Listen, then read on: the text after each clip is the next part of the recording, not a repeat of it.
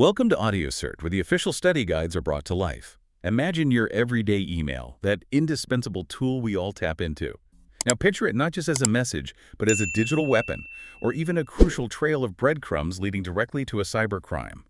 That's the compelling and, frankly, a little bit unnerving intersection we're plunging into today on the Deep Dive. Indeed. Today, we're embarking on an intensive exploration of the EC Council Computer Hacking Forensic Investigator Certification, specifically focusing on the CHFI 31249 exam material. This certification is absolutely vital for anyone working in digital forensics and incident response. It equips professionals with the foundational knowledge and practical skills required to navigate the complex, often hidden landscape of computer-related investigations. Understanding how to unearth cybercrimes, meticulously gather evidence, and ultimately help bring justice to the digital realm. Our specific focus today is Chapter 8, Computer-Assisted Attacks and Crimes. This particular chapter really pulls back the curtain, showing us how the very technologies we rely on, daily, email, and the web, can be twisted and exploited to facilitate some truly insidious and far-reaching attacks. It's a stark reminder that our digital tools, while powerful, can also be powerful vectors for malice. And the importance of this chapter, as you rightly point out, can't be overstated. Email and web interactions aren't just features of modern life. They are the backbone of virtually all modern communication, commerce, and even our social connections.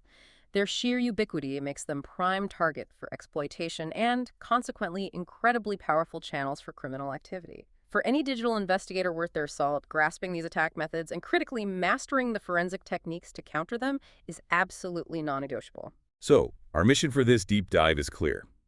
We want to arm you with a comprehensive understanding of these computer-assisted attacks. We'll uncover precisely how email and web technologies are exploited, walk you through the intricate steps of a digital investigation, and reveal the specialized tools and techniques investigators use to track down offenders and gather undeniable evidence. Think of this as your essential shortcut to understanding the dark side of digital communication and, crucially, the art of illuminating it for justice. Let's begin our deep dive by dissecting email, a tool so pervasive it often goes unnoticed until it becomes, well, a central piece of a digital crime scene. A ubiquitous tool and a vector for crime. Hey, Introduction to Email in Business and Forensics. It's truly incredible to think how email has been woven into our professional lives for decades, isn't it? It feels like it's always been there, an indispensable cornerstone for corporations, handling everything from internal memos to critical external client communications. Nearly every organization provides email as a service to its employees who typically connect to a corporate mail server using a client application like Microsoft Outlook to manage their day-to-day communications. Precisely. But this convenience, as you might imagine, introduces inherent risks. Consider an employee with malicious intent looking to leak sensitive data. They can easily attach a confidential file to an outgoing message and send it to a competitor, a former colleague, or even a foreign entity. The silver lining for investigators in a corporate environment is that such activity usually leaves a clear audit trail on the corporate mail server, which can be invaluable. But this is where the plot thickens. Corporate mail with its centralized control is one thing. But what about webmail services like Yahoo or Hotmail? These present a completely different set of challenges for investigators, don't they? They absolutely do. The significant challenge with webmail is that users can access these services from within an organization's network and then send the very same sensitive files. The critical difference is that these actions might leave no record of their activity on the corporate server itself. So basically invisible to internal tracking. Exactly. This means traditional internal investigations hit a brick wall, often making it impossible to trace without external assistance from the webmail provider, which usually necessitates formal legal processes like subpoenas. So while email transactions have served as evidence in investigations for years, typically after wrongdoing was suspected, there's a new and evolving dimension to how security organizations are now viewing and leveraging email data. That's right. The new aspect is a strategic shift. Security organizations are moving beyond reactive forensics and are now striving to analyze email in real time.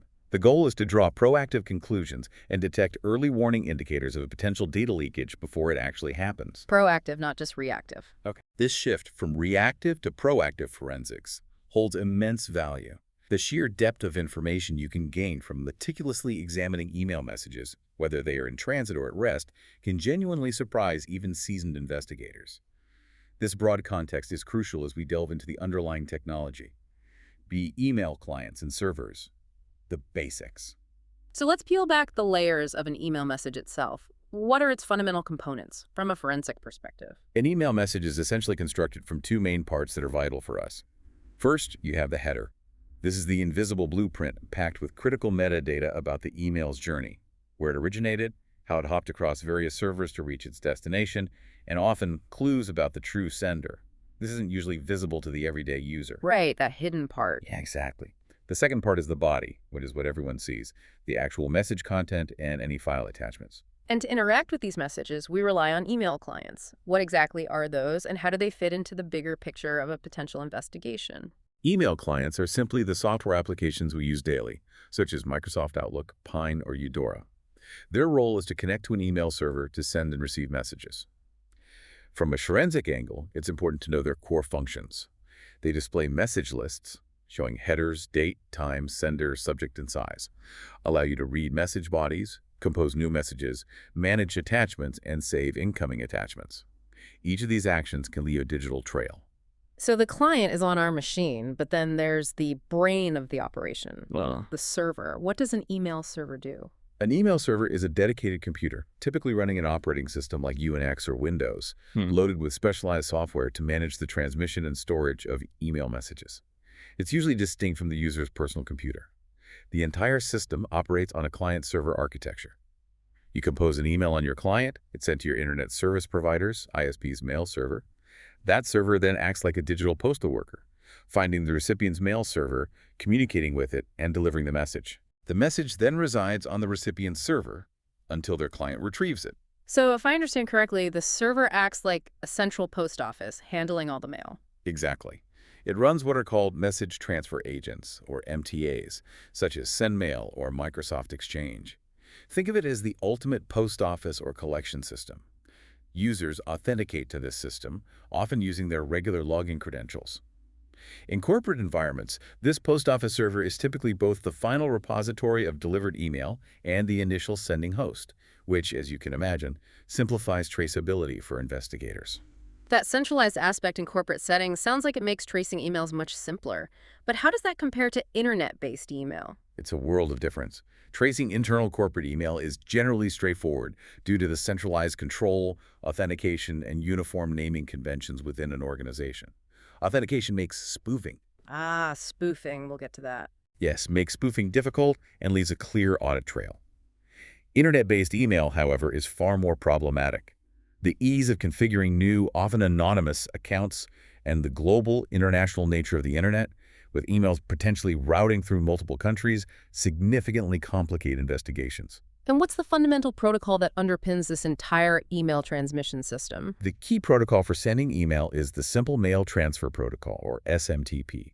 Most email clients connect to the server via TCP port 25 to send these requests, making that port a fundamental component of email communication. See Email Crimes and Violations, a new twist on old offenses. Now let's explore the darker side. It seems email didn't necessarily invent new types of crimes, but rather gave existing malicious intentions a superhighway to spread, right? That's an astute observation. Many traditional moral and criminal offenses haven't fundamentally changed, but email's sheer ease, speed, and global reach have made them far more widespread, simpler to execute, and frankly, more prevalent. Think of traditional threats, harassment, blackmail, fraud, or even criminal defamation. All are amplified and streamlined by email. Let's break down some of these categories. First, what are the crimes directly related to sending email itself? The most common and perhaps most annoying is spamming, formerly known as unsolicited commercial email, UCE. This junk mail carries significant costs, wasted network bandwidth, lost employee productivity, and sheer annoyance. Spammers are incredibly resourceful, harvesting email addresses from public sources like Usenet forums, web pages, and DNS listings, often using automated bots. So they're not just guessing emails? Oh no. These are often intelligent, determined criminals, technologically savvy, and willing to exploit any vulnerability to obtain mailing lists, compromise servers, or route through insecure systems. They aim for anonymity, often forging sender addresses and using misleading from and reply to fields to entice recipients. And then we have mail bombing. Yes, mail bombing is a deliberate, malicious act where an attacker intentionally sends multiple copies of an email to a single recipient with the specific goal of overloading the email server. This can either fill a user's inbox to prevent new mail, or more broadly, flood the server's network connections, targeting the entire infrastructure. It's a direct, abusive attack designed to deny service. What's the difference then between a mail bomb and a mailstorm? They sound similar. That's a great question, because they do sound alike. But the distinction is crucial for an investigator. A mailstorm is a condition where computers start communicating autonomously, generating a massive volume of unwanted email. This can happen innocently due to misconfigurations, like an auto-forwarding rule creating an endless loop to multiple mailing lists, or automated responses gone awry. Oh, wow. However, it can also be maliciously triggered by widespread malware, like the infamous Melissa or I Love You viruses. The key is that a mailstorm is often an unintended consequence or an automated spread, whereas a mail bomb is a deliberate, targeted attack by an individual. Got it. Intent is key. Exactly. Both disrupt service, but an investigator's initial path for tracing the cause would differ significantly. And then they're sending fake mail or email spoofing. This is all about deception, right? Absolutely. Yeah. Fake mail is any email that has been deliberately created or altered to hide its true source, particularly common in spamming. The underlying technique is email spoofing. This can be as simple as an attacker manually typing someone else's email address into the from or reply to fields in an email client. Pretty basic. It can be. But on a more technical level, an attacker can directly interact with a simple mail transfer protocol, SMTP, daemon, by connecting to TCP port 25 using a telnet client, allowing them to craft custom SMTP commands to send fake mail. Imagine sending an email to a prominent tech CEO that appears to come from the president of a country. This technique is frequently used to perpetrate criminal fraud and phishing schemes. Beyond these direct sending-related crimes, email also acts as a powerful facilitator for traditional crimes, giving them an alarming new reach. What are some of those? One of the most horrifying is the sexual abuse of children in chat rooms. With the explosion of instant messaging, web forums, and chat rooms, predators use these platforms to groom children, establishing trust over time before introducing pornography images or videos, potentially escalating to cybersex and physical abuse. And directly connected, child pornography. Child pornography is any depiction of the sexual behavior of children. The internet's anonymity and ease of digital transfer have transformed this into a truly international crisis.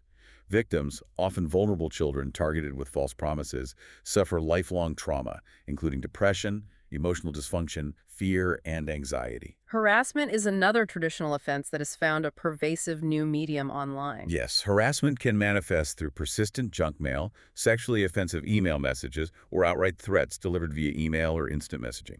This is a criminal action. Even the inappropriate sharing of sexually explicit, racist, or otherwise offensive material in a workplace, especially when directed at coworkers, constitutes a severe form of harassment. And then the widespread problem of identity fraud or identity theft. This involves stealing someone's personal identity for fraudulent financial gain, essentially a form of larceny. Methods often include too good to be true, offers delivered via email, fake websites designed to harvest credentials, and sophisticated phishing campaigns. Organized crime groups frequently specialize in capturing, compiling, and selling this stolen information for illegitimate purchases and financial transactions. Finally, we have chain letters. While they seem almost quaint compared to some of these, they still pose a unique forensic challenge, don't they? They absolutely do. Chain letters are emails sent progressively from one user to another, instructing recipients to forward copies to multiple new contacts. They often lure recipients with promises of rewards or spiritual gain if forwarded, or threaten misfortune if not.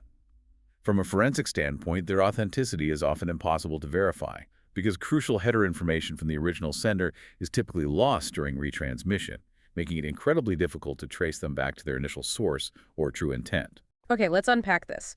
So it sounds like email didn't create new types of bad intentions, but it gave existing bad intentions a super highway to spread. What's the biggest difference between a mail bomb and a mailstorm that an investigator would care about when they first encounter one? That's a really sharp question, and it's a critical distinction for the initial stages of an investigation. For a mail bomb, an investigator is looking for evidence of deliberate, targeted intent from a specific malicious actor to overwhelm a single recipient or server. The forensic path would immediately focus on identifying that individual source and their motives. Okay, looking for the attacker. Right. For a mailstorm, however, the investigator is more likely dealing with a widespread, often automated proliferation of emails, perhaps from a misconfiguration or a virus.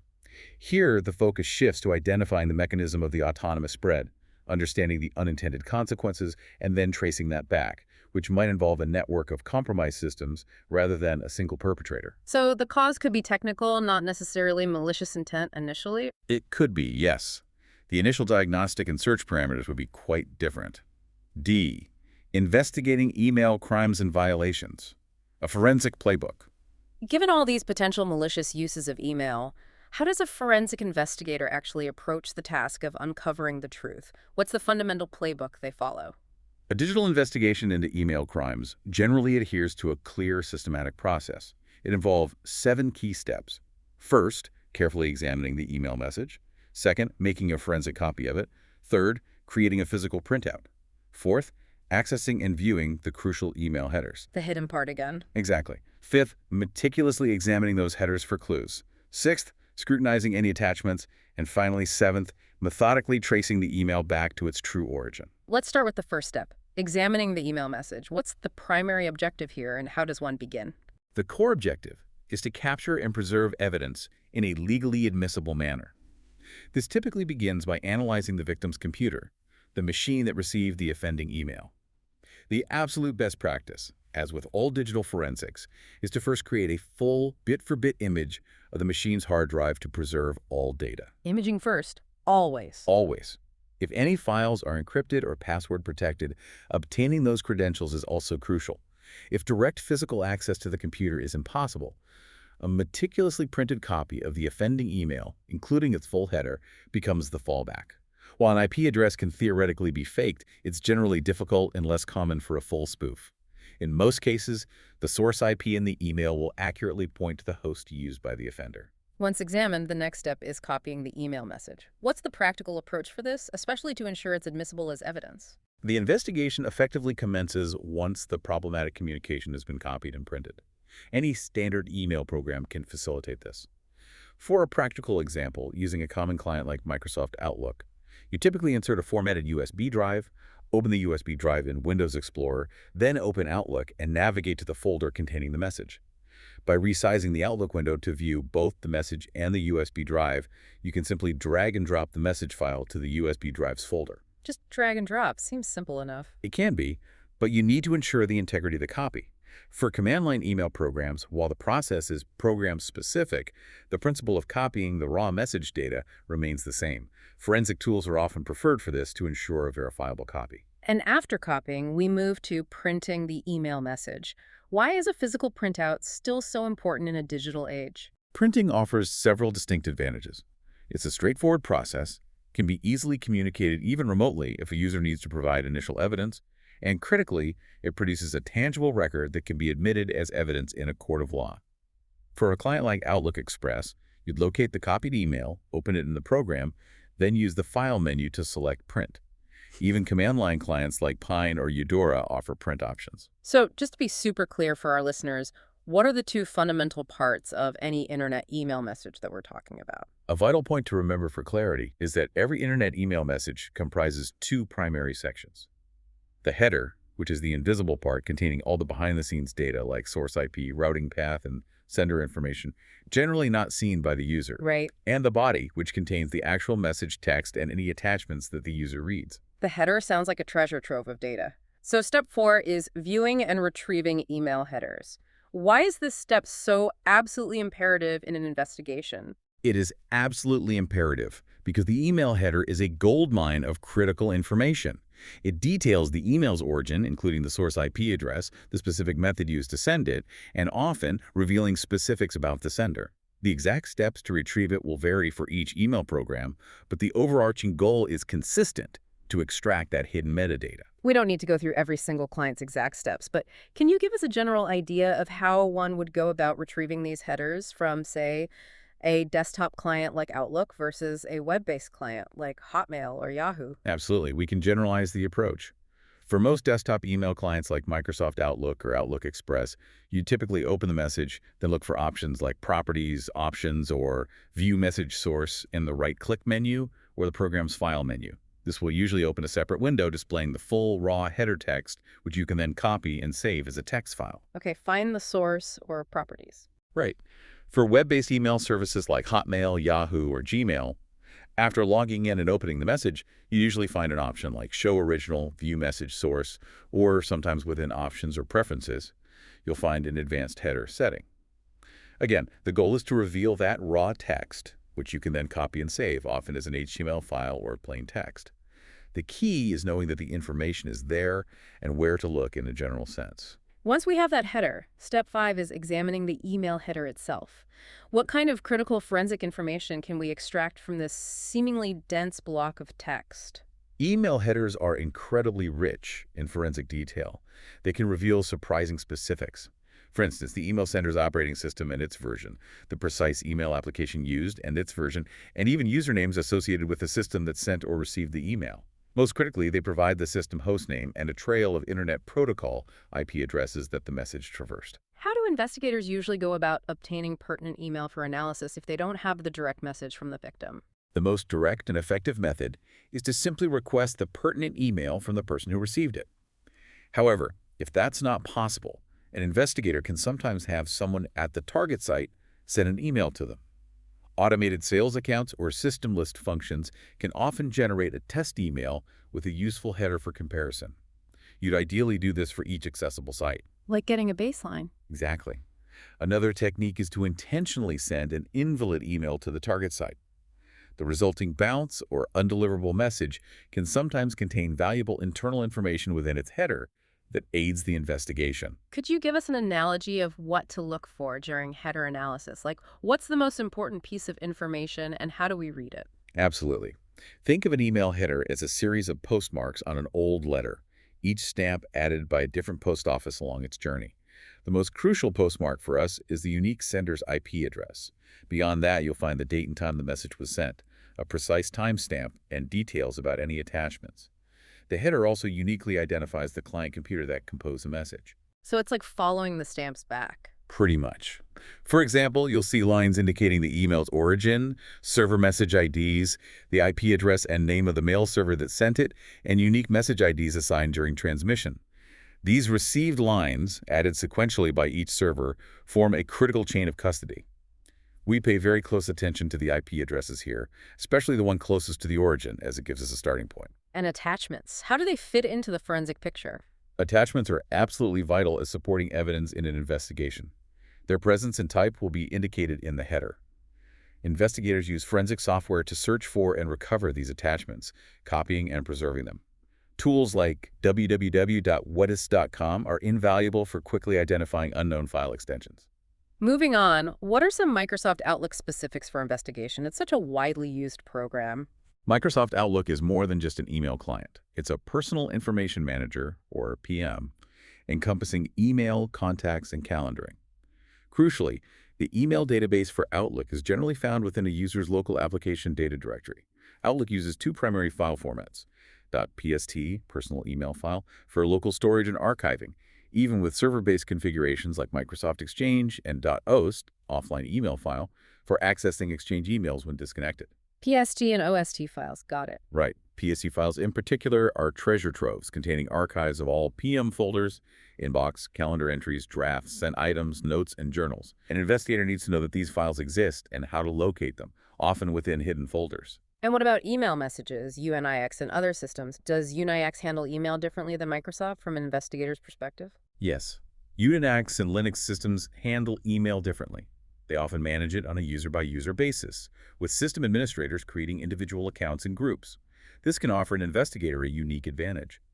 If a suspect is part of a group, the root user or administrator can sometimes discreetly add an investigator to that group.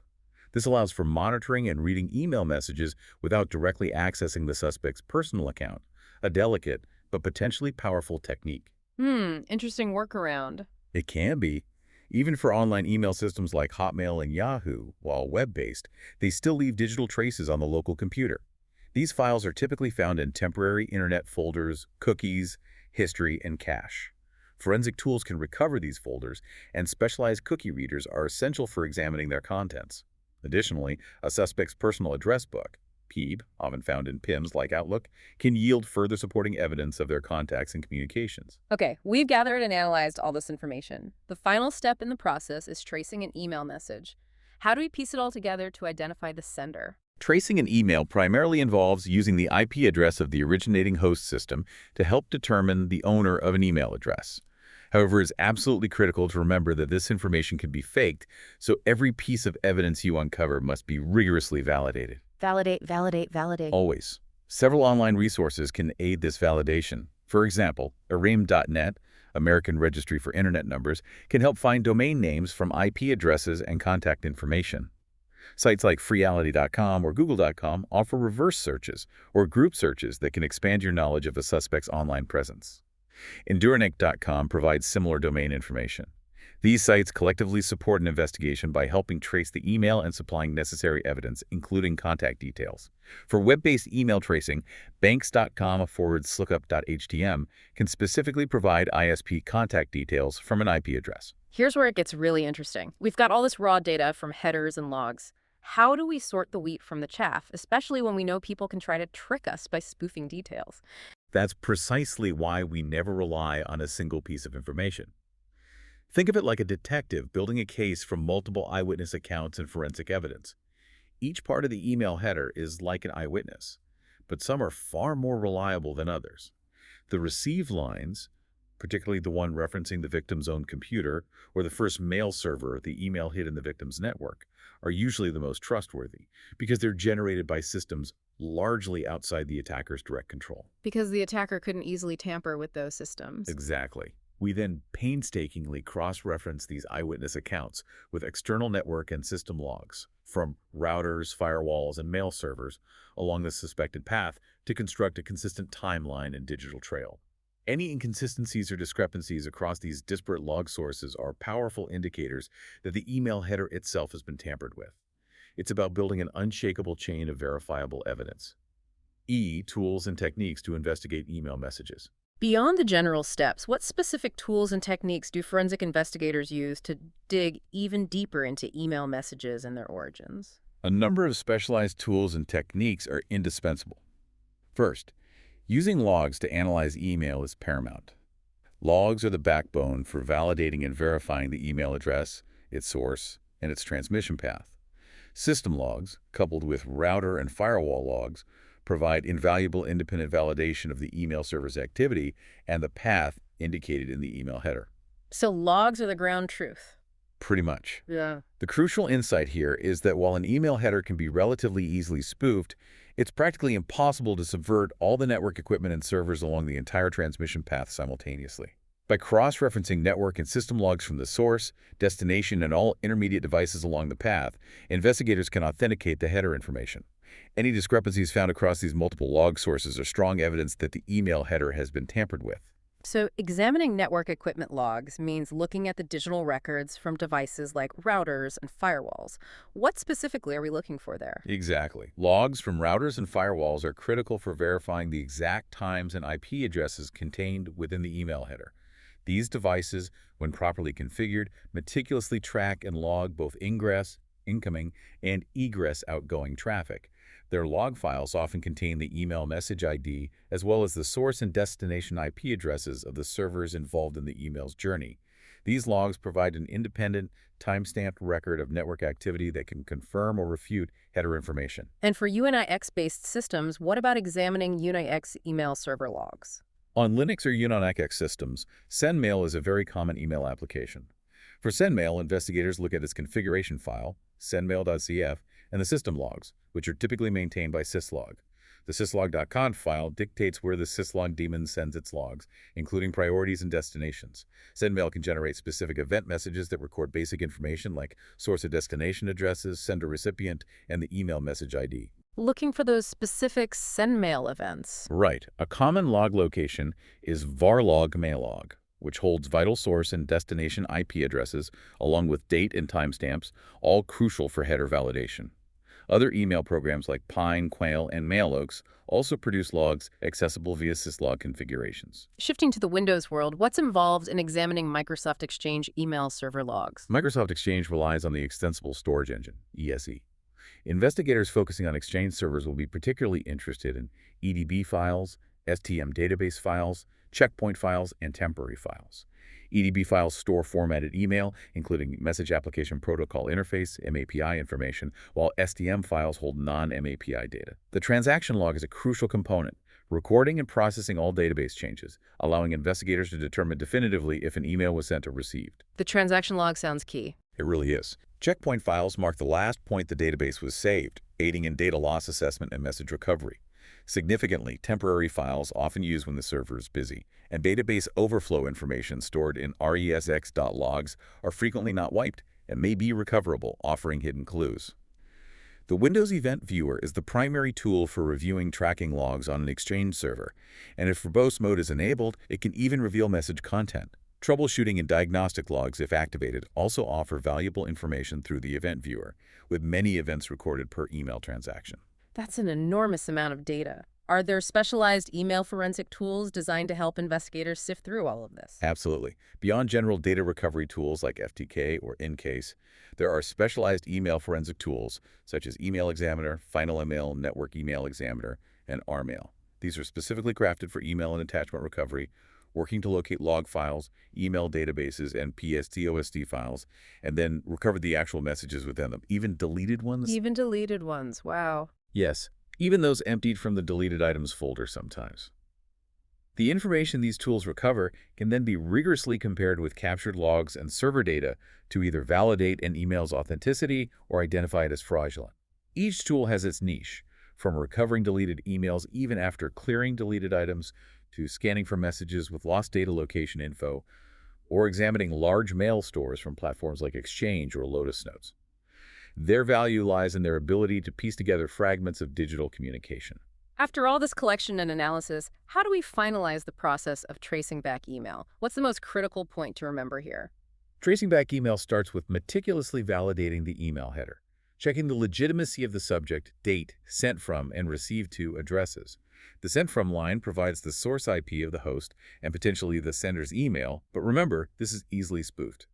The received to lines are more reliable, as they sequentially list each host that processed the email, along with precise date and timestamps. Okay, focus on those received lines. Yes. The critical point to always remember, and it cannot be overstressed, is that while nearly all lines in an email header can be falsified by a sophisticated attacker, the received segment that directly references the victim's computer or the first server in their controlled network is generally the most reliable and difficult to fake. This makes external validation using network logs absolutely necessary. Only after this header information has been meticulously verified should the original email server be considered the primary source for tracing. Once verified, a court order can then be sought to obtain log files from that source server, which can lead to identifying the true sender. What about tracing back web-based email? Is that inherently more complicated than traditional email? It can indeed be significantly more complicated to trace web-based email services like Hotmail or Yahoo. These free services often require minimal, if any, authentication or proof of identity for account creation, and they can be accessed from virtually any location globally. Organized crime groups frequently exploit this by setting up fake accounts using bogus information. Makes sense. Anonymity is easier. It is. However, tracing is still possible. Most reputable providers do maintain a log of the IP address of each host used to access their services, and header information from these systems often still contains a unique, legitimate IP address that can be a starting point.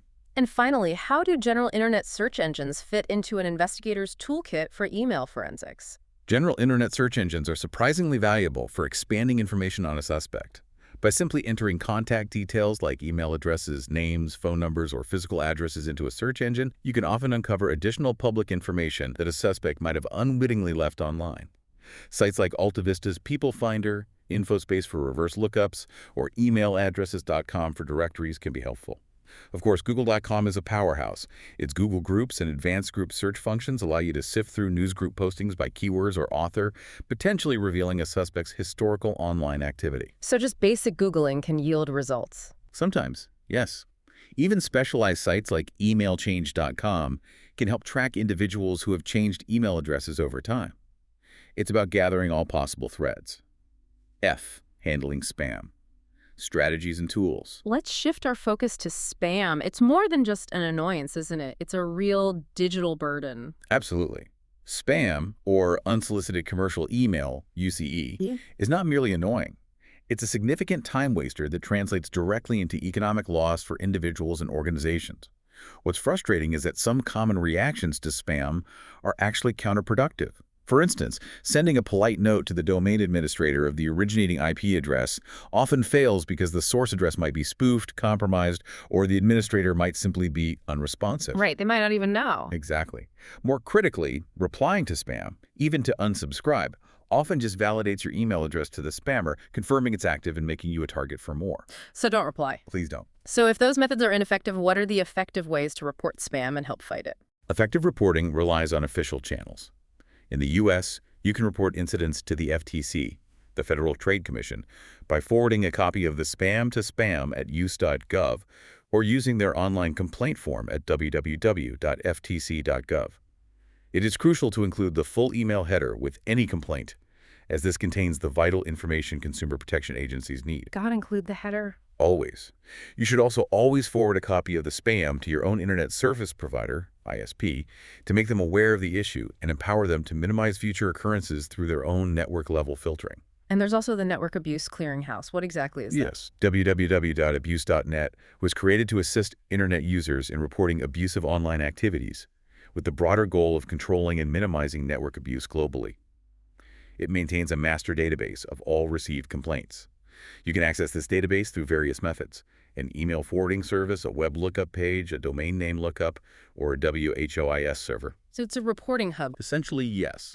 It's important to clarify that abuse.net is not a blacklist or blocking list. It doesn't block or reject email itself, but rather acts as a centralized facilitator for reporting, helping to direct complaints to the appropriate network administrators.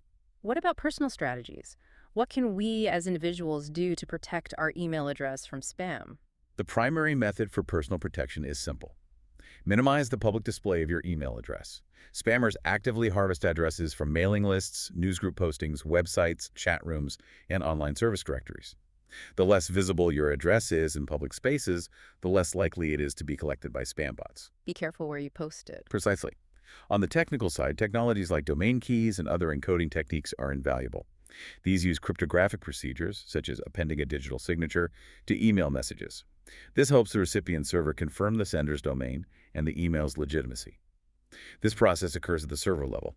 The sending domain is confirmed and compared against the from field. If genuine, the email is delivered. If not, it's typically bounced. Are there any specific anti-spam tools that could be useful to know about, even if we don't dive into every feature? Yes, there are categories of tools that offer distinct protections. For instance, tools like Encoder Form prevent email harvesting by encrypting addresses into JavaScript code that's readable by browsers but invisible to automated spammer bots. You embed this JavaScript into your web page, protecting HTML displayed addresses. Then there are email analysis tools like Email Tracker Pro, which scrutinize email headers to reveal the sender's IP address and geographical location, helping to identify spoofed addresses. Some versions even allow you to preview messages on the server before downloading them. That sounds handy. It can be. A key limitation here is that sophisticated attackers often use anonymizer services or open mail relay servers, which obscure their true IP address, displaying the anonymizer's IP instead. Another category, represented by tools like Spam Punisher, helps automate the complaint process by parsing headers, detecting forged IPs, and generating customizable complaint emails to the relevant abuse addresses. The general principle is that these tools give you more information and control over incoming messages and their origins. So what does this all mean for us as regular email users beyond the investigator's lens? What's the best defense we can personally take against spam, especially as it keeps evolving? For you, the listener, it truly comes down to cultivating a few core digital habits. Firstly, be incredibly judicious about where you post your email address online. Think of it like a valuable piece of information. You don't just leave it lying around for anyone to pick up. Treat it like your phone number, maybe. Something like that, yes. Secondly, and this is crucial, never, ever reply to spam or click on suspicious links within a spam email. Doing so simply confirms to the spammers that your address is active and that you're a potential target. And thirdly, while we discuss some advanced anti-spam tools, a fundamental defense you get without even thinking about it is choosing a reputable email provider. They're often employing advanced server-side technologies, like domain keys, that provide a robust first line of defense against spam before it even reaches your inbox. 2. Investigating denial of service, DOS, and web attacks. Introduction to DOS attacks. Moving beyond email, let's turn our attention to denial of service or DOS attacks. It's commonly assumed these only target massive servers or networks, but the goal is much broader, isn't it? That's right. The fundamental objective of any DOS attack is quite simply to degrade or completely deny a service, whether that service is hosted by a single server or delivered by an entire complex network infrastructure. The aim is always to significantly reduce a system's ability to serve its clients, be they human users or other interconnected computer systems. This can be achieved either by overwhelming the target network or server with an unmanageable volume of traffic, or by sending specially crafted network packets that exploit vulnerabilities, causing target systems to behave unpredictably, which typically results in them freezing or crashing. So while DOS attacks aren't directly about stealing data, they can still be a dangerous weapon, sometimes even masking other malicious activities. Absolutely. It's a critical point to understand that while DOS attacks don't primarily threaten data confidentiality, they can be an incredibly effective tool for masking more insidious activities that might be happening simultaneously. Imagine administrators and security teams frantically scrambling to mitigate what they perceive as the main problem. The DOS, while unbeknownst to them, the real penetration, data exfiltration, or other covert operations are quietly unfolding elsewhere, completely unnoticed amidst the chaos. Wow, a smokescreen attack. Essentially, yes. That sounds like they would be incredibly difficult to detect and stop. They often are. Many forms of DOS attacks can be notoriously difficult to detect and deflect. The landscape is constantly evolving. New attack methodologies emerge, and within a matter of weeks, subtle copycat variations often appear. This demands a continuous defense strategy that accounts for both the primary attack and its rapidly evolving offshoots.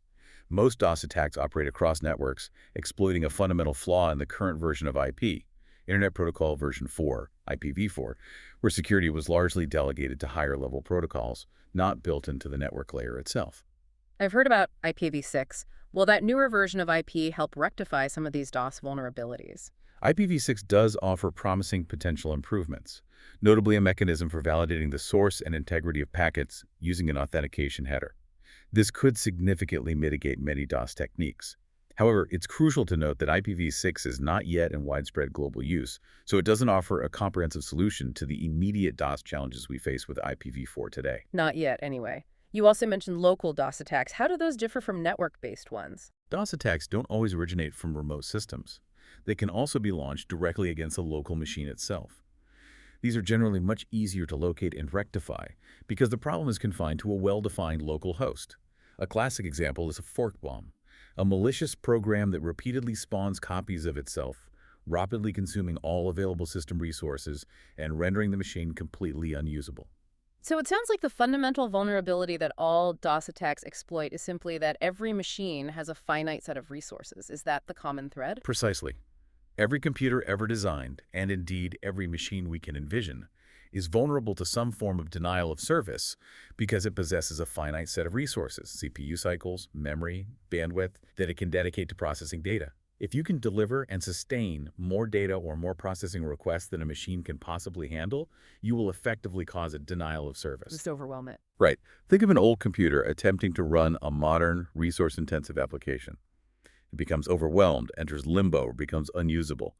If this overwhelming attack is repeated, vital services crash, and the machine might become unstable or completely unresponsive until rebooted. While many classic DOS techniques exploited specific programmatic errors, the core principle of resource exhaustion and service termination remains the common thread across almost all DOS attacks. B. Types of DOS attacks. A taxonomy. Let's categorize some of these DOS attacks to understand their mechanisms, starting with one that sounds quite dramatic.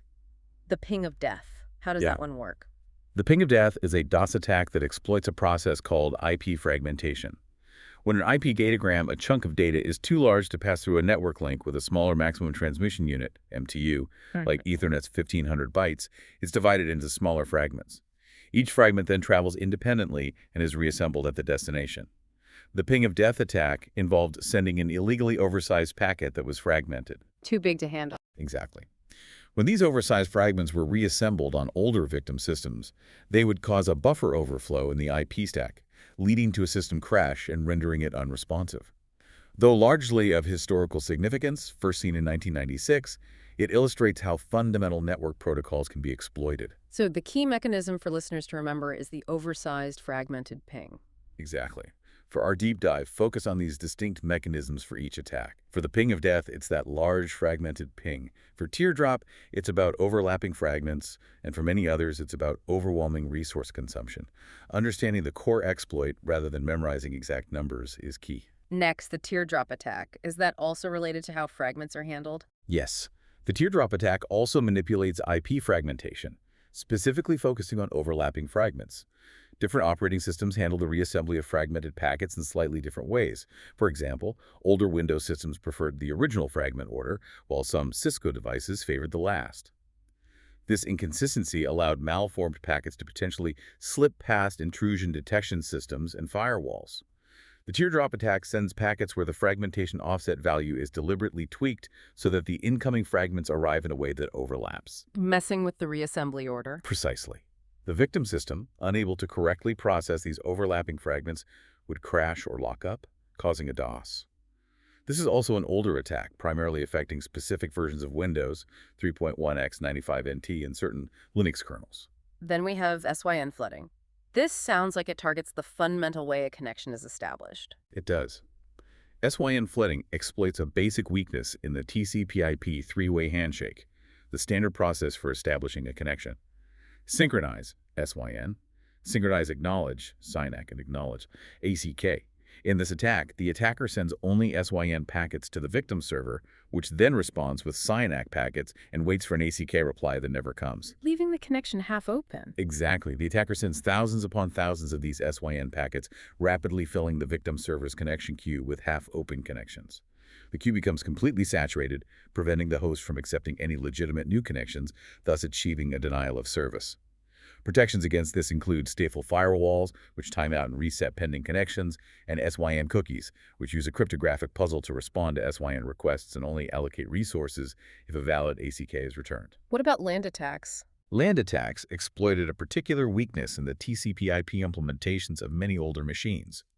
In this attack, the perpetrator sends a TCP/SYN packet, the connection initiation request, where the target host's address is used as both the source and the destination IP address, and the same port is used as both the source and destination port.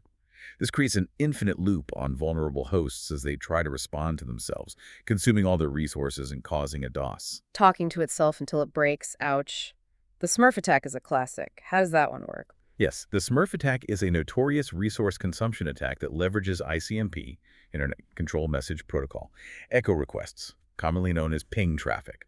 Its goal is to flood the target with an overwhelming volume of ping traffic, completely consuming all available network bandwidth. It exploits ICMP by sending a spoofed ping packet addressed to a network's broadcast address, but with the source address listed as the victim. So all the replies go to the victim.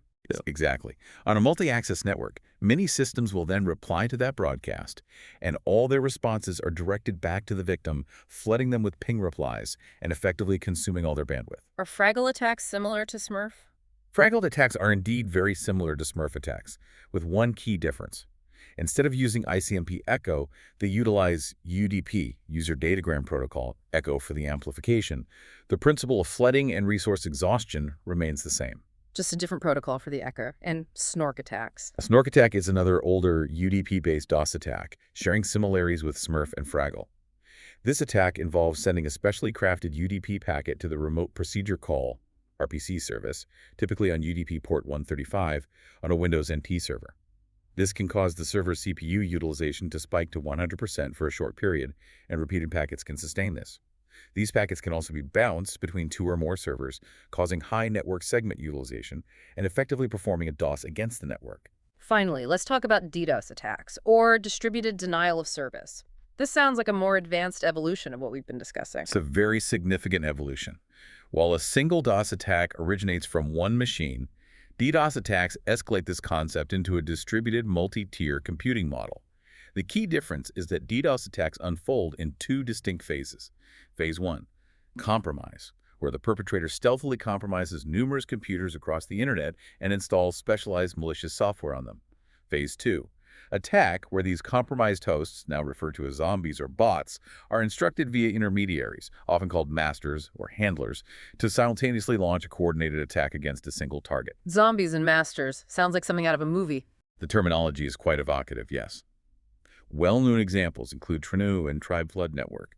Hundreds, even thousands of these zombies can utterly overwhelm a victim with massive amounts of traffic or exhaust all their connection queues.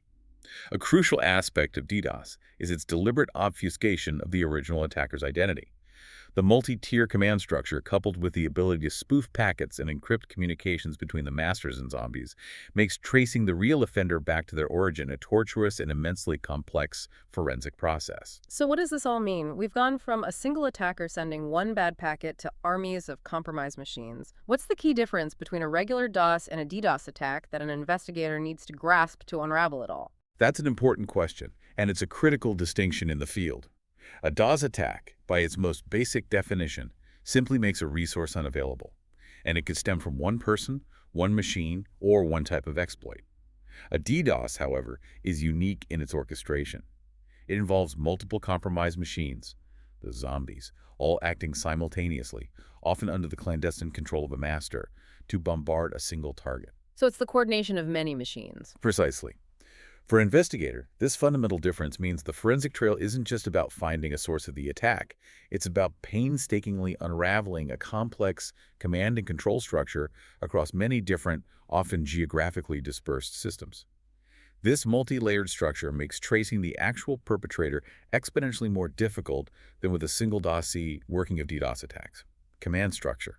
Let's delve deeper into the working of DDoS attacks, particularly their command structure, which sounds incredibly convoluted and difficult to follow. It can be very convoluted, and the terminology itself can sometimes be confusing. To clarify, let's look at the software components and the hosts involved. The software components include the client, which is the control software used by the human attacker to orchestrate and launch the attacks, setting specific command strings to its subordinate hosts. Then there's the daemon, which is the malicious software program running covertly on a compromised zombie machine. This daemon receives incoming commands from the client and is actually responsible for executing the attack. Note that daemon is a legitimate term for a background process, but here it's used for the malicious component. Okay, client software tells the daemon software what to do. And for the hosts involved in this intricate DDoS architecture. The key hosts involved are the master, a computer that runs the client software and issues commands, the zombie, a subordinate compromised host that runs the daemon process and directly executes the attack, and finally, the target, which is the unfortunate recipient of the entire coordinated attack. How does this entire system of classification and recruitment of zombies work? It sounds like a sophisticated operation. It is. Hackers initiate recruitment by scanning the internet for inadequately secured machines, using a combination of automated and manual inspection techniques. Once vulnerable systems are identified, the attacker compromises them. A crucial first step for any thorough hacker is to meticulously erase all evidence of the compromise and ensure the host would pass any casual examination. Covering their tracks. Always. After compromise, some hosts are designated as masters, while the majority become zombies. The masters receive orders from the attacker, then trickle through brief, often encrypted control messages to their designated zombies.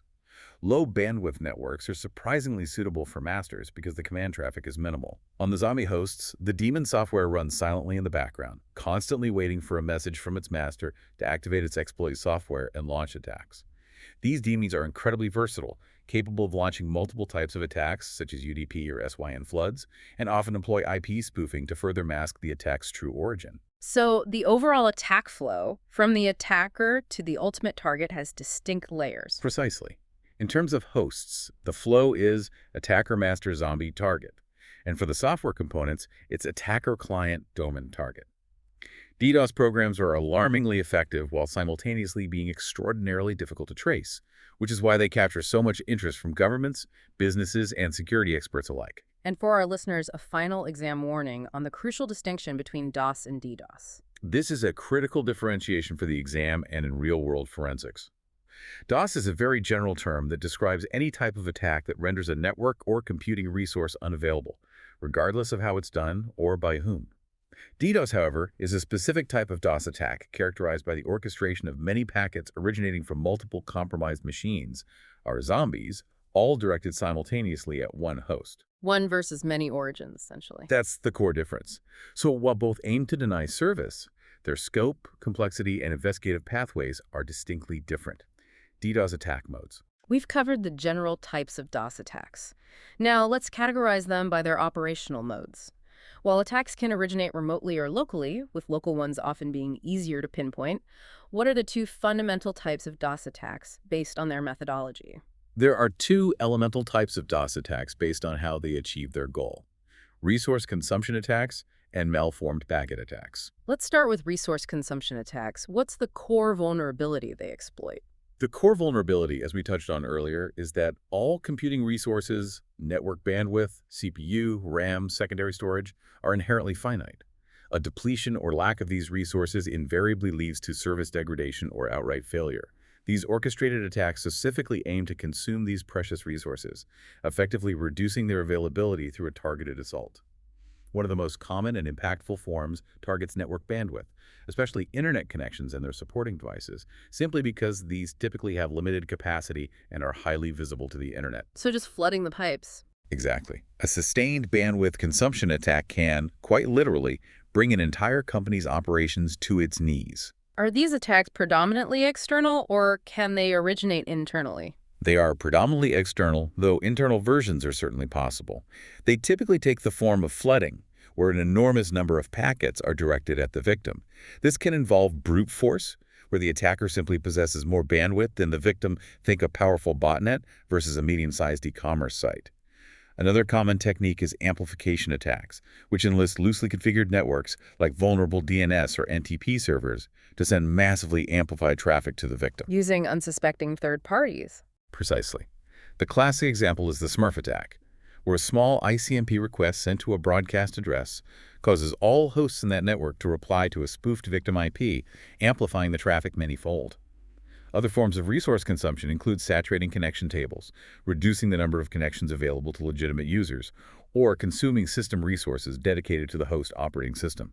A notable real-world case was a SQL slammer worm in January 2003, which generated excessive network traffic, causing a significant global internet slowdown. Even ubiquitous email spam, or unsolicited bulk email, UBE, constitutes a very real DOS danger, as bombarded mail servers can slow down, fail to receive valid emails, or crash entirely, making email protection a high priority. The second elemental type of DOS attack is malformed packet attacks. How do these differ from resource consumption attacks? While some malformed packet attacks might indirectly consume resources, their core goal is more direct: service termination. These attacks are specifically designed to crash vital services, such as the TCP/IP stack within a target machine or even the underlying operating system itself. The key distinction is that they're not primarily focused on gradually depleting resources. Instead, they strategically target and take out vital services, which ultimately produces the same result: denial of service. Aiming for the kill switch, not just clogging the system. That's a good way to put it. Our earlier examples, like Ping of Death and Teardrop, fall into this category. It's also worth noting that many malformed packet attacks often trigger buffer overflows. Even though not all buffer overflows are technically caused by malformed packets, the end result of system instability or crash is similar. Key indications and challenges of DOS/DDoS attacks. So given this wide variety of DOS attacks, what are the common indications that an organization or individual might be under a DOS or DDoS attack? Regardless of the specific attack vector or origin, all DOS attacks share one overriding symptom: the denial of service. The observable signs are quite clear. Network connections become inexplicably unusable, servers crash unexpectedly, critical services become unavailable, and entire systems grind to a halt or become unresponsive. These are all strong red flags signaling a potential DOS attack. And how would an investigator typically begin to investigate these attacks when they suspect one is underway? To initiate an investigation, the first step is often to sniff or capture network traffic destined for the failing machine. You'd be looking for unusual and sudden traffic spikes on internet connections and internal network segments. Additionally, it's crucial to examine affected systems for core files or crash dumps, which are diagnostic files generated by an operating system when an application or the system itself terminates abnormally. These provide invaluable clues. Checking the network traffic and the crash reports. Okay. That sounds like a clear process, but you've also mentioned there are significant challenges in the detection of a DOS attack. What makes it so difficult to pinpoint? There are indeed considerable challenges. This attack class is notoriously tricky to identify definitively because DOS-DDoS attacks can manifest in so many different ways. It can be incredibly difficult to distinguish a genuine attack from what might simply be catastrophic system events or even self-inflicted issues.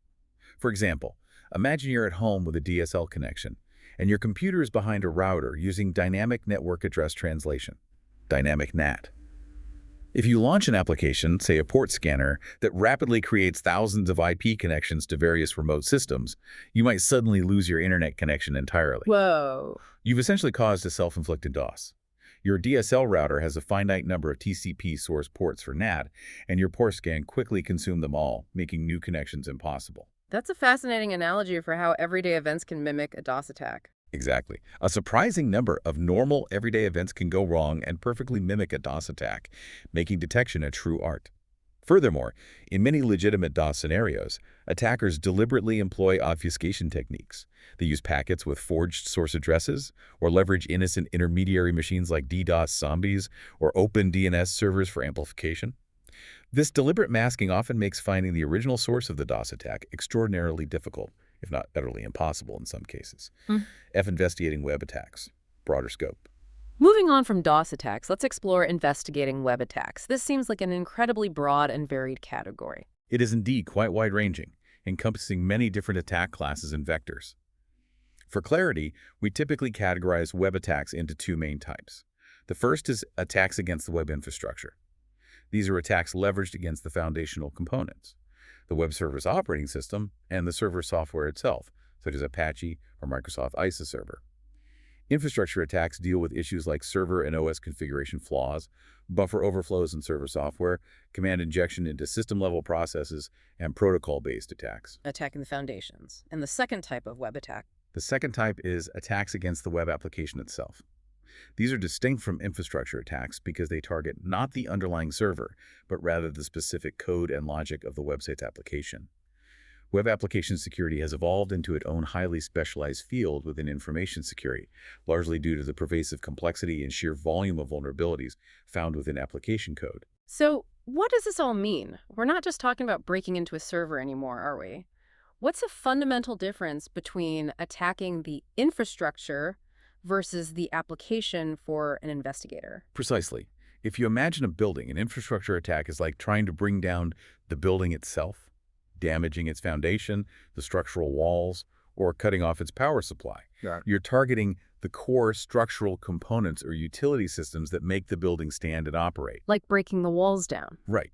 An application attack, on the other hand, is like finding a specific flaw in how a particular door lock works, or a window latch, or how the internal elevator system operates. The building is still standing, its fundamental structure is intact, but its specific functions or how people interact with it are compromised or can be manipulated. Picking the locks instead. Exactly. So for an investigator, one is about the shell or underlying platform's integrity, and the other is about the specific contents and interactions within that shell. They require different forensic approaches and skill sets. Types of web attacks, application and infrastructure levels. Let's delve into specific types of web attacks, starting with those that target the application level. First up is cross-site scripting, XSS. What's the core concept behind this often heard attack? The core concept of cross-site scripting, XSS, is fascinating because it's an attack where malicious code is injected into a website, but that code doesn't execute on the server, it executes directly in the user's web browser. The vulnerable web server merely acts as a trusted conduit to deliver the malicious payload. The user, therefore, is the intended victim, not the server itself. So the user's browser gets tricked into running bad code. That's the essence of it. This malicious code is typically HTML or JavaScript, often referred to as JavaScript malware. Once an attacker gains control in the user's browser, they can perform a variety of nefarious acts, from account hijacking and keystroke recording to intranet hacking or stealing browsing history. How does this JavaScript malware actually get onto a web page to infect a user's browser? JavaScript malware can embed itself on a web page in several ways. Rarely, a website owner might purposefully upload it. More commonly, the web page could have been defaced through a network or operating system vulnerability, with JavaScript malware as part of the attacker's payload. Another frequent scenario is the exploitation of a persistent XSS vulnerability, where the JavaScript malware is injected into a public, user-contributed area of a website. Or a victim might simply click on a specially crafted link that exploits a non-persistent or document object model, DOM-based XSS vulnerability. You mentioned three basic types of XSS attacks. Can you clarify the distinctions between them? Yes. First, we have persistent HTML injection, XSS. This usually occurs on community content-driven sites like blog comments, user reviews, message boards, or HTML emails.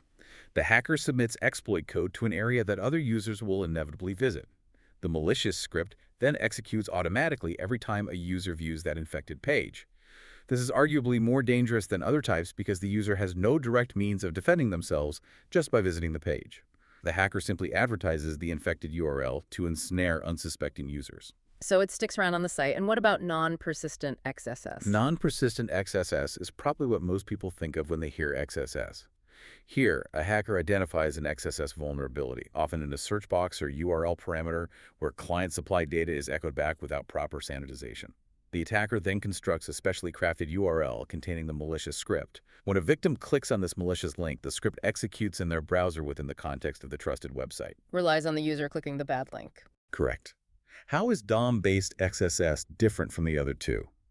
DOM-based XSS is quite unique because its JavaScript malware payload doesn't necessarily need to be sent or echoed by the web server to exploit a user. The document object model, DOM, is a W3C standard defining the object model for XML and HTML structures, essentially how browsers interpret a web page's content. This vulnerability arises from an input validation flaw that originates in the client-side JavaScript, not necessarily the server. It involves the improper handling of user-supplied data as it's manipulated by JavaScript directly within the browser's DOM structure. So the flaw is in the browser's handling of the page code itself. In the client-side script's handling, yes. This type of XSS can also steal confidential information or hijack accounts, relying solely on JavaScript and insecure use of dynamically obtained data from the DOM itself. For example, a script might directly write an unsanitized URL parameter into the document. So if an XSS attack occurs, how do we go about investigating XSS? What are the key forensic steps? When investigating XSS, web server logs are a primary source of information. You'd meticulously examine normal traffic logging and referrer information, though it's worth noting referrers can be spoofed.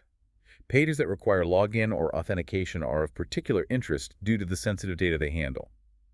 For an active XSS attack, a web proxy like Peros proxy can be incredibly useful. It allows an investigator to view web server transactions in real time and clearly see any communications with outside servers triggered by the malicious script. Like watching the traffic live. Exactly. Additionally, if the attack came via HTML-formatted emails, viewing the source code of those emails can reveal embedded scripts or suspicious links to the victim's site. While traffic capture visualization tools can provide insights, they are often too costly and time-consuming for typical traffic loads. Okay, so if I'm worried about XSS, what's a simple step I can take on my own machine to be more secure, especially with emails? A great first step for you, the listener, is consider turning off HTML preview mode in your email program. This is effective for two key reasons.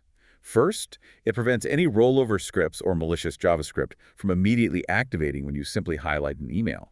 And second, it forces you to view the raw text of the links, making it much easier to spot any suspicious embedded site information or odd-looking URLs that you'd want to investigate further before clicking. Good tip. See the plain text link. Right. Also, if you ever see URLs with lots of % signs and weird characters, that's often URL escaped encoding, a common obfuscation technique that can easily be decoded online to reveal the true destination. Next up, cross-site request forgery, CSRF or CSRF attacks. How does this compare to XSS and what makes it distinct? CSRF attacks are relatively newer compared to XSS, and their key distinction is that they manipulate the victim into initiating the exploit rather than the attacker directly injecting code. The attack relies on a site having a specific trust, with the user maintained through a persistent session variable, cookie, or token that remains valid longer than necessary on the victim's system. Using the user's own logged-in session against them. Exactly. While it was initially thought attackers needed prior knowledge, it's now understood that probing for these tokens is sometimes possible. The classic method often involves embedding an MD tag on a malicious web page that points to a legitimate but vulnerable action on the trusted site. Can you walk us through a quick example of the anatomy of a CSRF attack to make it clearer? Certainly. Imagine an attacker wants to disrupt users of www.worldofwidgets.org and discovers a vulnerable remove member page. A victim visits www.worldofwidgets.org, which as usual leaves a valid access token, perhaps a session cookie, on their machine. The victim then innocently visits the attacker's malicious website. On the attacker's page, an embedded element, like an img tag, is crafted to look something like this: img src http.widgetworld.org, movemember.app.email, freds@bignet.com, antata.com /yes is voice. Just looks like a broken image link, maybe. It might appear that way to the user, but when the victim's browser attempts to load this image, it actually sends a legitimate-looking request, including the victim's valid session token, to the removemember.isp page on widgetworld.org. The website, seeing a valid request from a trusted user due to the token, proceeds to remove freds@bignet.com. The victim might only notice a strange acknowledgement or a broken image, unaware their account or someone else's have been tampered with. Best practice for site designers would be to require re-authentication or a unique single-use token for sensitive actions to prevent this. So for developers or security auditors, how do you pen test CSRF fields to identify these vulnerabilities? The key to testing for CSRF vulnerabilities lies in how tokens are handled. If a site uses cookies or session variables to maintain user trust, it's crucial to ensure these tokens expire or become invalid immediately after they're no longer needed. For instance, if the average user session is 10 minutes, set cookie expiration times accordingly, not for days. Good practices include logging invalid session variable attempts and having a routine that invalidates session variables immediately after logout or a period of inactivity. Keep those session tokens short-lived. Definitely. Critically, every page should verify the session variable at its top and force a relogin if it's invalid. A simple pen test involves visiting the site, waiting beyond the established session timeout, and then attempting to access an internal page. If access is still granted, the site is likely vulnerable and not properly hardened against CSRF. Next, let's look at code injection attacks. What makes a website vulnerable to these, and what's the core issue? The vulnerability for code injection attacks exists virtually any time a scripting or programming language like Java, JavaScript C, Perl, Visual Basic, or SQL is used within a web page or its backend. All an attacker needs is an opening, which almost always comes in the form of an input field that isn't properly validated. Bad input validation again. It's a recurring theme. The malicious payload doesn't even have to appear on the web page itself. It can be injected into the backend, becoming part of a database query or a common gateway interface, CGI script. SQL injection attacks targeting database systems are extremely popular, but similar attacks target Cold Fusion, active server pages, Java, Perl, and awk-based code daily. The root cause is programmers failing to check every single input. The robust solution is for programmers to create a precise list of all allowed inputs and then write rigorous input validation routines that only permit these good inputs and strictly reject anything else. How do we go about investigating code injection attacks? Where would an investigator look for evidence? Evidence of a code injection attack is surprisingly rarely found in standard web server logs. You might only see attempts if the web designer has specifically configured the logs to record failed input information. In the absence of such detailed logs, an investigator must often resort to network traffic sniffer logs. Using a tool like Wireshark, you can capture all traffic to the server, then filter it to search for a request to input pages or specific field names. This can help identify malicious traffic and the source IP. Sniffing the network again. Often necessary. Be aware that these capture files can become very large, so setting a capture filter, example dst host xxx.xxx.xxx for the server's IP, is crucial to reduce file size. Display filters, such as frame contains home phone for a specific field name, can then help isolate relevant packets to examine for malicious content.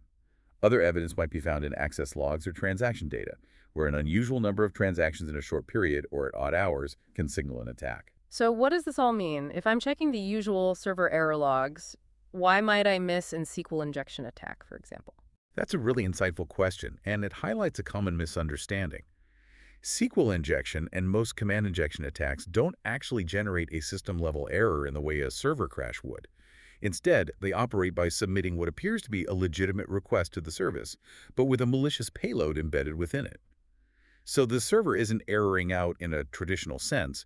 It's simply processing a malformed or unintended instruction. It thinks it's doing what it's supposed to, but it's not. Exactly. Consequently, you won't typically find evidence of these attacks in your standard server error logs. Instead, you'd need to look much deeper.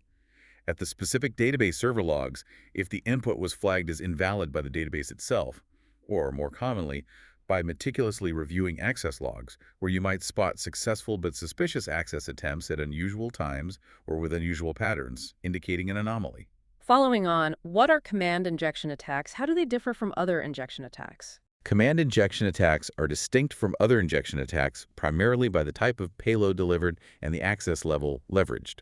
They specifically target trusted interfaces, such as common gateway interfaces, CGIs, and deeper-level scripts or programs that execute at the administrator or system level. The essence of this attack is the passing and direct execution of system commands at or just above the operating system level. Getting the server to run OS commands? That's bad. Very bad. A historical example includes several successful command injection attacks against Microsoft Internet Explorer, which exploited helpful code designed to correct flawed web pages, inadvertently allowing command execution. Next, parameter tampering. That sounds like one of the oldest tricks in the book for web-based attacks. It is indeed one of the oldest and most straightforward types of web-based attacks. Parameter tampering involves the unauthorized modification of unprotected data found within the URL or within a hidden field of a web page. It traditionally targets commercial sites that embed sensitive information like prices or product IDs directly within the web page's code or URL parameters. Like changing the price tag in the URL. Precisely. For example, an attacker might change a tennis racket's price from $80 to $30 by directly editing the URL, http://sales.sportswidget.com, mortar.htm.sku, 4321A, and price $80.00 to and price $30.00. If the website doesn't validate this price on the server side, the attacker could effectively buy the item for less. Similarly, an attacker could view the page source, modify an HTML hidden field like input type hidden name, price value, 80.0 to value 30.00 in a saved version of the page, and then submit it. Sneaky. Very. Tools like Peros Proxy are excellent for both investigators and attackers because they easily allow editing of transmitted and received HTML code, making parameter tampering incredibly simple to test and execute. Then there's cookie poisoning, which you mentioned earlier as a specialized form of parameter tampering. Correct. Cookie poisoning is a focused form of parameter tampering. It involves an attacker obtaining the content of a cookie that is stored on the victim's computer. By reading this information, the attacker can gain access to sensitive details or even alter the stored information for their own malicious purposes. Cookies are widely used by websites to store session information or short-term variables to track user activity. The vulnerability often arises because many cookies are not encrypted, making them very easy for an attacker to read and modify. So, unencrypted cookies are a risk. A significant one. For instance, an attacker could change a product's list price from $80 to $90 within a cookie, potentially causing confusion or financial disruption for a vendor. How would an investigator go about investigating cookie poisoning? What kind of evidence would they look for? To detect and investigate cookie poisoning, the crucial first step is for the cookie issuing server to be configured to meticulously save session variables and cookie contents to a log file. Investigators can then compare these server-side logs with transaction logs to ensure that the transaction completed with the same unaltered cookie values that were originally issued. Any discrepancies would indicate tampering. Checking the server's record against the transaction. Exactly. Furthermore, tracking referrer information during transactions might reveal that the cookie poisoning was actually part of a larger attack, perhaps originating from an XSS attack that facilitated the cookie theft. What about buffer overflows and cookie snooping? Is there a direct connection between the two for an attacker? Yes, there's a very direct and often exploited connection. Successfully executing a buffer overflow attack on a web page can yield a significant side benefit to the attacker. The direct reading of cookie information that happens to be residing in the browser's memory at that moment. This is because cookies, as variables, are often stored in memory adjacent to other browser-related variables. By carefully crafting the buffer overflow payload to read the working storage area of memory, the attacker can expose unencrypted cookie data. Grabbing cookies right out of memory? Potentially, yes. This data can range from simple session IDs to highly sensitive personal information, like social security numbers or bank codes, if they were temporarily stored in a cookie. How does one investigate buffer overflows? What signs should an investigator look for? Evidence of buffer overflows can typically be found in system logs, event logs, and specific program logs, depending on the type of overflow and how the system or application handles error recovery. If you're employing a network traffic sniffer or an intrusion detection system, IDS, buffer overflows are usually quite discernible. They often appear as large packages of data containing highly repetitive data strings that jump out when you filter traffic related to web form pages and input data. Looking for those long, repetitive inputs. Right. When investigating a page suspected of being vulnerable, it's crucial to test its input routines rigorously to see if they properly trim or reject inputs that are too large before they can cause an overflow. Shifting to network architecture, let's talk about DMZ protocol attacks and zero-day attacks. First, what exactly is a DMZ? A DMZ, or demilitarized zone, is a network segmentation best practice. It's essentially a small, isolated segment of a network designed to insulate internal, more secure networks from systems that need to be directly exposed to the internet, like public web servers or email servers. There are two primary types of DMZ protocol attacks: internal attacks and external attacks. Okay. Internal attacks exploit protocols used between systems within the DMZ itself.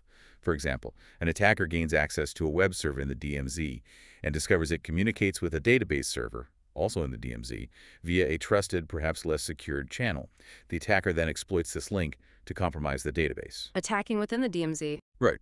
External attacks, conversely, target protocols the DMZ uses to communicate with the internal network systems.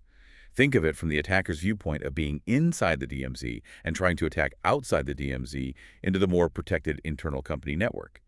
A zero-day attack refers to a malicious payload that exploits a vulnerability that is either completely unknown to the public and vendors, or for which no official patch or signature update exists in antivirus or intrusion detection prevention systems. An unknown, unpatched vulnerability. Scary stuff. Can you give us an example of an FTP compromise, perhaps the FTP bounce attack? The FTP bounce attack has been a popular exploit for years, allowing attackers to transfer large amounts of data or steal information while masking their true origin as normal FTP traffic. Here's how a classic FTP bounce attack essentially works. 1. An attacker first prepares a script to log into a victim FTP site and requests or sends a file to an intermediate FTP server. Crucially, this intermediate server is often an open public one that can be exploited. 2. The attacker then prepares another script for this intermediate FTP server that establishes a data connection between the attacker's own system, which is also running an FTP server, and the intermediate server. The attacker logs into the intermediate server and installs both scripts. Setting up the chain. Yes. 3. Once activated, these scripts create a daisy-chained FTP link: attacker system, intermediate system, victim system. 4. The attacker can then send or request files from the victim server, but the critical detail for investigators is that all the logs on the victim server will misleadingly show that the attack originated from the intermediate system, effectively obfuscating the true attacker. It's a classic example of how even older attacks can still be effective if systems aren't properly secured. Finally, let's discuss intrusion detection and specifically SNORT. What's the biggest fallacy people have about intrusion detection systems? The number one fallacy, and it's a pervasive one, is when people believe that intrusion detection systems, IDS, prevent intrusions. They categorically do not prevent or deter intrusions in any way. Their sole purpose is to report that an intrusion occurred or was attempted. They just detect, they don't prevent. Exactly. SNORT, an open-source IDS available from www.snort.org, has become the industry standard against which many commercial systems are measured. It's powerful. It can capture network traffic in real time and generate alerts based on traffic analysis. While primarily an IDS, it can be configured as a true intrusion prevention system, IPS, to actively block malicious traffic. But that requires careful configuration. How exactly does SNORT work its magic? SNORT operates by using rule sets, which are continuously updated and available from its website. These rule sets contain signatures of known attacks, malware, and suspicious traffic patterns. SNORT compares all incoming network traffic against these rule sets. It's crucial to thoroughly read the documentation before installing advanced rule sets, as they can be complex and sometimes generate false positives if not tuned correctly for a specific network. Need to configure it carefully. Very much so. SNORT is commonly used for live traffic analysis, but it can also analyze previously captured traffic files, typically in .cap (TCP) dump format, which is invaluable for post-incident forensics. Its output usually consists of warnings or alerts displayed on the screen, detailing the classification, priority, source and destination IPs, TTL, and often providing links to external resources for more information about the alert. For experienced investigators, setting up a known good SNORT environment on an examination system allows them to run traffic captures against tested and validated rules, providing a powerful yet basic tool for assessing network traffic for malicious activity. So what does this all mean for someone designing a secure web application? It sounds like there are so many potential attack points from the underlying server to the actual code. Where do you even begin? This is a profound question for developers and security architects, and it underpins the entire approach to modern web security. You begin by embracing the principle that security must be meticulously integrated at every single layer, not merely bolted on as an afterthought. For instance, in a web application, it's fundamentally insufficient to just secure the server and operating system that's merely the infrastructure. You must also rigorously validate every single input that a user can provide to the application code. Validate all the inputs. Every single one. Because that's often where attacks like XSS or SQL injection begin. Think of it like building a robust castle. You need impenetrable walls and a secure main gate. That's your infrastructure security. But you also need vigilant, well-trained guards inside to meticulously check every package, every person, every piece of information that comes through that gate, constantly verifying that the contents are precisely what they claim to be and don't harbor any hidden threats. That comprehensive layered vigilance is where you begin. Key learning points and recap. Well, that was quite the journey, wasn't it? From the humble email to the complex world of distributed denial of service attacks and intricate web exploits, we've truly uncovered how essential it is to understand the digital undercurrents. Let's quickly recap some of the most critical takeaways from our deep dive today. Okay.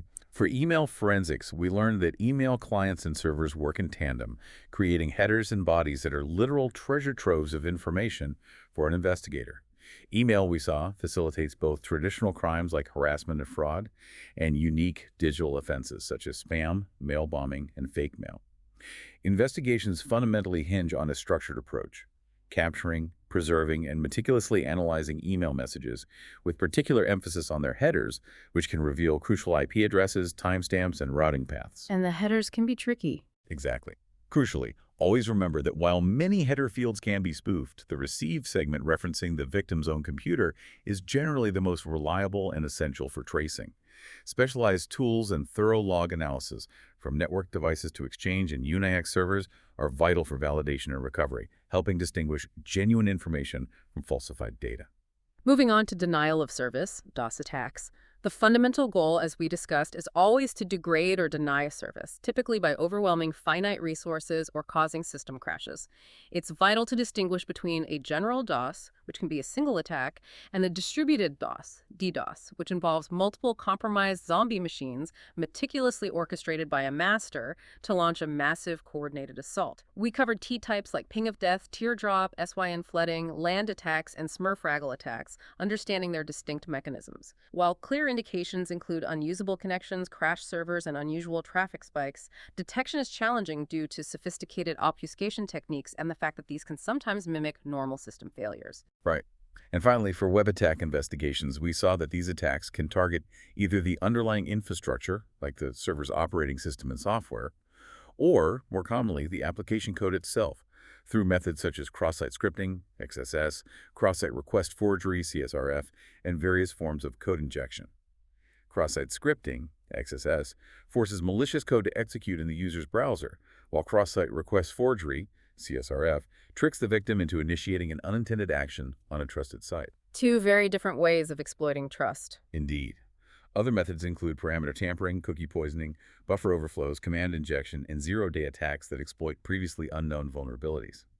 Tools like web proxies and network sniffers are indispensable for observing and analyzing suspicious web traffic, while careful log analysis can often reveal subtle signs of intrusion.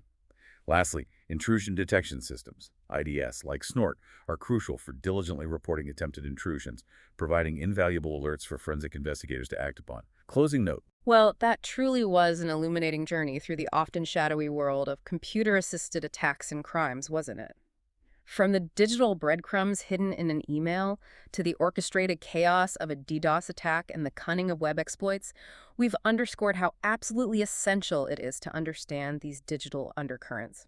For you, the learner, grasping these mechanisms isn't just about mastering a certification, it's about building a more robust shield against the invisible threats that constantly permeate our online lives. And remember, as technology continually evolves, so too do the methods of attack and, crucially, the sophistication of defense. The cat-and-mouse game between malicious actors and dedicated forensic investigators is ceaseless.